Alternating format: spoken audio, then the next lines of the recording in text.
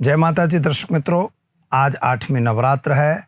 माँ महागौरी का नवरात्र कहा जाता है।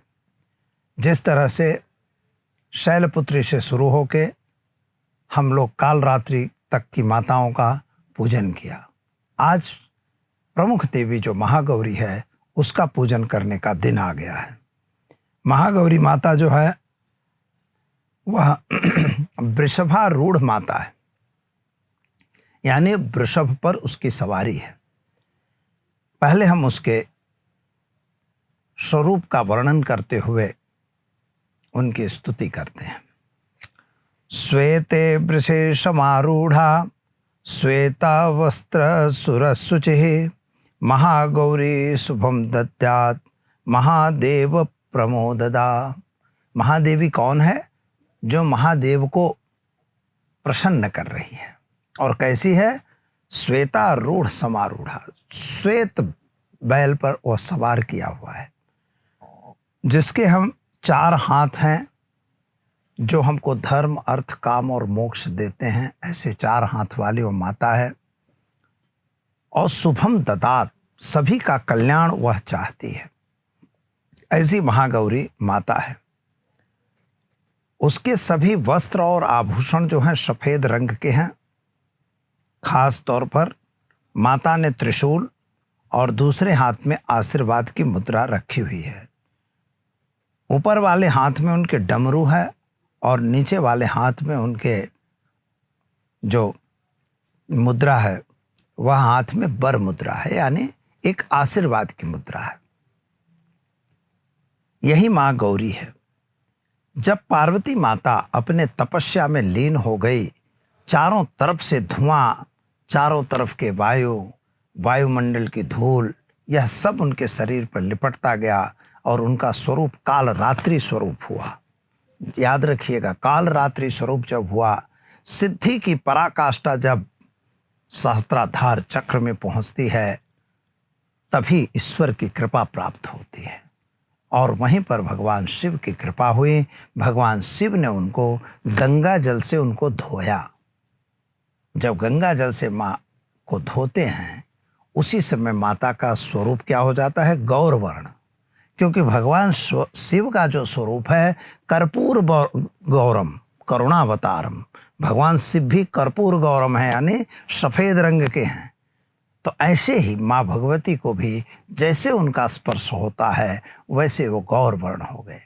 जब आपकी सिद्धि हुई, सिद्धि को जब परमात्मा का आशीर्वाद मिला, तो वह सिद्धि एकदम निश्चल हो जाती है, निष्कलंक हो जाती है, उसके कोई भी दाग नहीं रह जाते हैं। और यही माँ जगदम्बिका के साथ बना। मित्रों, महागौरी की पूजा क्यों करनी चाहिए? तो सामान्य रूप से आपके हृदय संबंधी कोई बीमारी है, अगर आपके अंदर कोई कमजोरी है, कोई शारीरिक फेफसा वगैरह में तकलीफ है, क्योंकि हृदय को चलाने का काम है, खून संबंधी तकलीफ है, तो ऐसी स्थिति में माँ महागौरी का पूजन हमें करना चाहिए। भगवान शिव को जब माँ भगवती पार्वती को माँ भगवान शिव ने स्वीकार किया, वही है महागौरी। और एक सबसे बड़ी चीज है कि माता को क्या भोग लगता है, यह आप जान लें। जैसे हृदय रोग है, फेफसा संबंधी कोई बीमारी है, तब हमें इनकी पूजन करनी है। पूजा करने की प्रक्रिया मैंने आपको बताया है। एक बाजट लेना है, सफ़ेद वस्त्र कपड़ा बिछाना है, चावल की उसमें ढेरी लगानी है 9, सुपारी, पान, ये तो जो इससे आप बैठाते हो, पहले पान रखना, फिर सुपारी रखना, फिर सिक्का रखना, इसके साथ उसमें मिठाई वगैरह रखना, फूल है, सफ़ेद पुष्पों से उनका पूजन करना। और मिठाई में सफ़ेद तिल की मिठाई माता भगवती के लिए ज़्यादा भोग में लगती है, और दूध की भी मिठाई उनको चलती है। गुड़ और घी से बने हुए सामान आप माँ को भेंट लगा सकते हो। और अखरोट नाम की एक वो आती है सूखा मेवा, उसका प्रयोग ज़्यादा किया जाता है। नारियल का भी प्रयोग माता के लिए किया जाता है, जिसे हम टोपरा पाक वगैरह कहते हैं, वह भी माँ के लिए आप लगा सकते हो। इस तरह से माता का भोग तैयार करना चाहिए।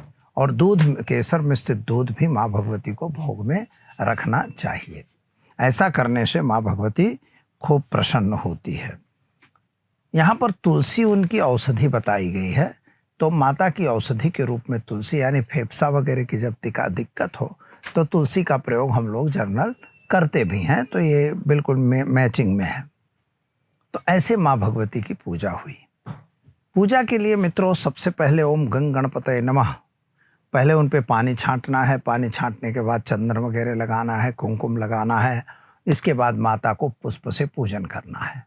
धूपम दीपम च नैवेद्यम, फिर दीपक जलाना है, नैवेद्य देना है, और इसके बाद मिठाई वगैरह जो रखते हो वो रखना है, और माता को भोग लगाना है। भोग लगाने के बाद उनकी आरती करनी है। आरती करने के बाद हमें क्षमा याचना करनी है। क्षमा याचना के बाद माता की प्रदक्षिणा करनी है, और प्रदक्षिणा करके आपको अपने कार्य में जुड़ जाना है। बस ये सीधा सादा पूजा है, कोई कठिन नहीं है। लेकिन उसका मंत्र जाप भी होता है। मंत्र जाप आप क्या करेंगे?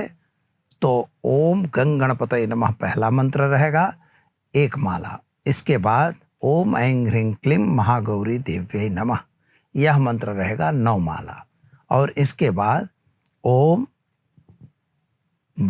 चंड भैरवाय नमः, यह मंत्र रहेगा 1 माला। इस तरह से आपको मंत्र का जाप करना है, और वह मंत्र माँ भगवती को दे देना है।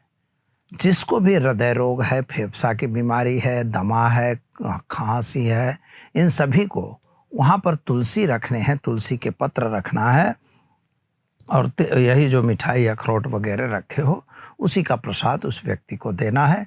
जल भी आप रख सकते हो, केसर मिश्रित जल माता को, लेकिन उसमें लौंग इलायची बांट के डाल देना।